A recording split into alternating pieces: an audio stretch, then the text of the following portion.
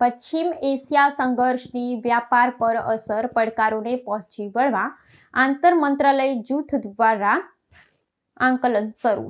પશ્ચિમ એશિયામાં પ્રવર્તતા ભૌગોલિક રાજકીય સંઘર્ષને કારણે ભારતના મુખ્ય વ્યાપારી ક્ષેત્રો પર સર્જાયેલા દબાણના આંકલન માટે કેન્દ્ર સરકાર દ્વારા ઉચ્ચ સ્તરીય સમિતિની રચના કરવામાં આવી છે।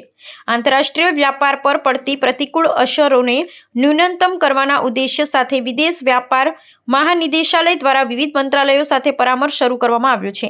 પશ્ચિમ એશિયાના દેશોમાં ચાલી રહેલા તણાવને પગલે ભારતની નિકાસ અને આયાત શૃંખલામાં ઉદ્ભવેલા પડકારોનો સામનો કરવા માટે એક આંતર મંત્રાલય જૂથ સક્રિય કરવામાં આવ્યું છે। વિદેશ વ્યાપાર મહાનિદેશાલયના પ્રમુખ લવ અગ્રવાલે આ અંગે માહિતી આપતા જણાવ્યું હતું કે સંઘર્ષને કારણે ભારતના અર્થતંત્રના કેટલાક અત્યંત મહત્વપૂર્ણ ક્ષેત્રો હાલમાં તણાવનો સામનો કરી રહ્યા છે।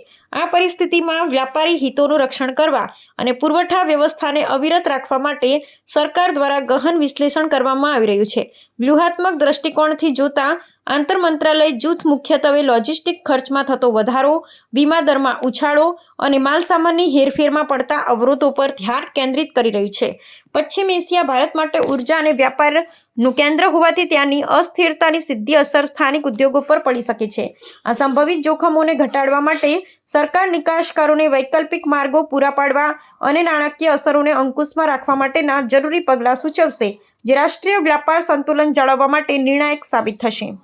डिपार्टमेंट ऑफ कॉमर्स की तरफ से एक इंटर मिनिस्ट्रियल ग्रुप का 2 मार्च को ही हमने गठन किया, जो कि एक प्रोएक्टिव वे में एक होल ऑफ गवर्नमेंट अप्रोच से हम लोग कैसे एक चैलेंज को एसेस करें और उसको ट्रेड के इम्पैक्ट को कैसे जो हो सकता है नेगेटिव हो सकता है कैसे मिनिमाइज कर सकते हैं।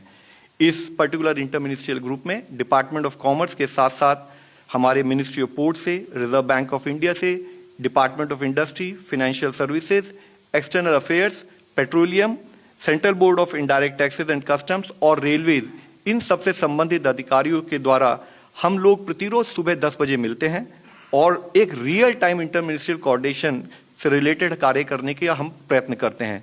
अब तक करीब 20 से अधिक मीटिंग इस पर्टिकुलर इंटर मिनिस्ट्रियल ग्रुप द्वारा की जा चुकी हैं।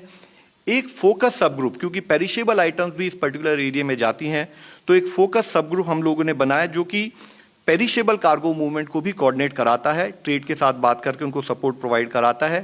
इसी तरीके से हमने वेस्ट एशिया क्राइसिस के लिए एक डेडिकेटेड डेस्क का भी गठन किया है, जिसके लिए एक टोल फ्री हेल्पलाइन है मंत्रालय की तरफ से और एक ईमेल है जिसमें कि हमारे सभी संबंधित जो एक्सपोर्टर्स हैं, जो हमारी एक्सपोर्ट प्रमोशन काउंसिल है, अगर उनको कोई भी चैलेंज होता है वह हमें बताते रहते हैं। और इसी के साथ ही डिपार्टमेंट ऑफ कॉमर्स के साथ मिलते हुए हम जितनी भी हमारी कॉमोडिटी मिनिस्ट्री हैं, चाहे वो केमिकल हो, चाहे वो फर्टिलाइजर हो, पेट्रोकेमिकल हो या इंडस्ट्री डिपार्टमेंट हो, हम उनसे कोऑर्डिनेट करके कॉमोडिटी लेवल स्ट्रेस को समझते हुए उससे रिलेटेड सपोर्ट प्रोवाइड कराने का कार्य करते हैं। जैसे कि अभी मेरे सीनियर कुलीग ने बताया कि central board of direct taxes के साथ मिलते हुए अब तक काफ़ी कार्य किए जा चुके हैं, चाहे वो रिटर्न कार्गो रिलेटेड सपोर्ट हो, चाहे वो custom clearance and facilitation committee हो। इस सारे कार्य को इंटर मिनिस्ट्रियल ग्रुप के द्वारा हम लोग उनके सपोर्ट से कर रहे हैं।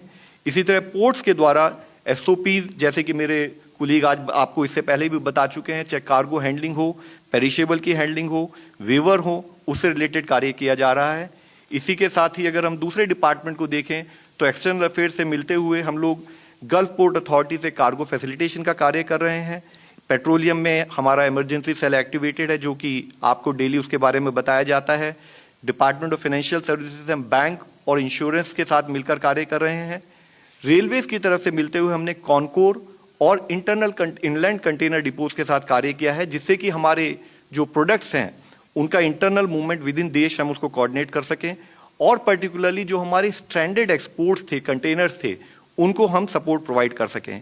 इसी तरह इंडस्ट्री डिपार्टमेंट के द्वारा हम लोग सर्विस इंप्रूवमेंट ग्रुप के तहत कार्य करते हैं और रिजर्व बैंक, जैसे कि आप सबको अवगत है, पिछले 2 दिनों में ही कई सर्कुलर इशू किए गए हैं, जिससे ट्रेड को चाहे वो जो क्रेडिट पीरियड है उसकी समय अवधि, प्री शिपमेंट और पोस्ट शिपमेंट एक्सपोर्ट क्रेडिट की समय अवधि बढ़ाई गई है।